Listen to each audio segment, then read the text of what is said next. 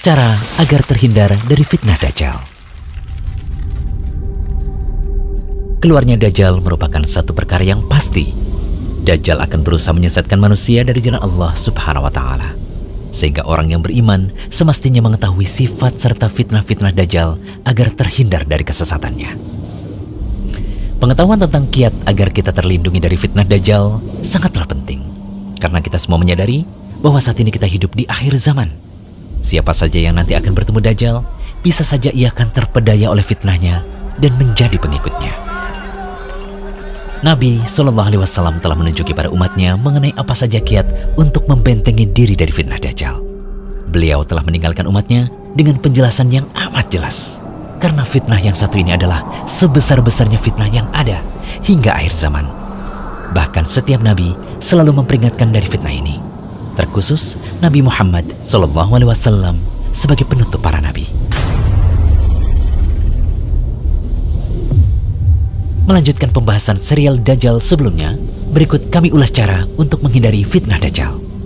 Pertama, berpegang teguh dengan ajaran Islam. Modal utama untuk menghadapi fitnah Dajjal adalah dengan mengenal ajaran Islam dengan benar, terutama lebih mendalami nama dan sifat Allah. Karena dengan mengetahui hal ini, seseorang pasti tidak akan tertipu dengan tipu muslihat Dajjal. Dajjal itu manusia biasa yang butuh makan dan minum, sedangkan Allah tidak demikian. Dajjal itu buta, sedangkan Allah tidak. Tidak ada seorang pun yang dapat melihat Allah di dunia sampai ia mati. Adapun Dajjal bisa dilihat oleh manusia, baik yang mukmin maupun yang kafir. Oleh karena itu, ini merupakan isyarat akan pentingnya iman, apalagi dengan mengenal serta memahami nama dan sifat Allah. Mengenai hal ini, kita dapat melihat pada kisah yang disebutkan dalam hadis Abu Sa'id Al-Khudri berikut ini. Dajjal muncul, lalu seseorang dari kalangan kaum mukminin menuju ke arahnya. Lalu bala tentara Dajjal yang bersenjata menemuinya. Mereka bertanya, "Mau kemana kamu?" Mukmin itu menjawab, "Hendak ke orang yang muncul itu." Mereka bertanya lagi, "Apa kamu tidak beriman kepada Tuhan kami?" Mukmin itu menjawab, "Rob kami tidaklah samar." Mereka berkata, "Bunuh dia." Lalu mereka saling berkata satu sama lain, "Bukankah Tuhan kita melarang untuk membunuh seseorang tanpa perintahnya?"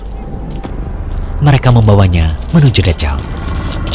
Saat orang mukmin melihatnya, ia berkata, "Wahai sekalian manusia, inilah Dajjal yang disebut oleh Rasulullah SAW." Lalu Dajjal memerintahkan orang itu untuk dibelah. Ia berkata, "Ambil dan belahlah dia." Lalu punggung dan perutnya pun dipenuhi pukulan. Kemudian Dajjal bertanya, "Apa kamu tidak beriman kepadaku?" Mukmin itu menjawab, "Kamu adalah Al-Masih, pendusta." Lalu Dajjal memerintahkannya untuk digergaji dari ujung kepala hingga pertengahan antara kedua kaki.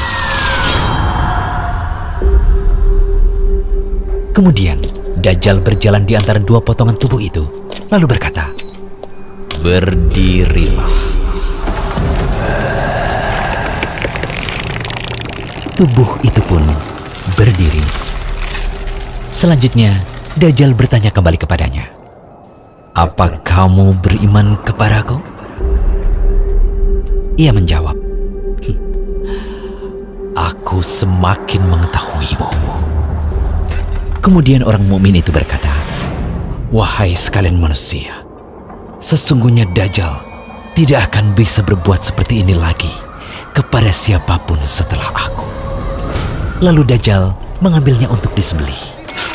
Tetapi Allah menjadikan anggota badan yang berada di antara leher dan tulang belakang itu seperti tembaga atau perak, sehingga Dajjal tidak mampu membunuhnya.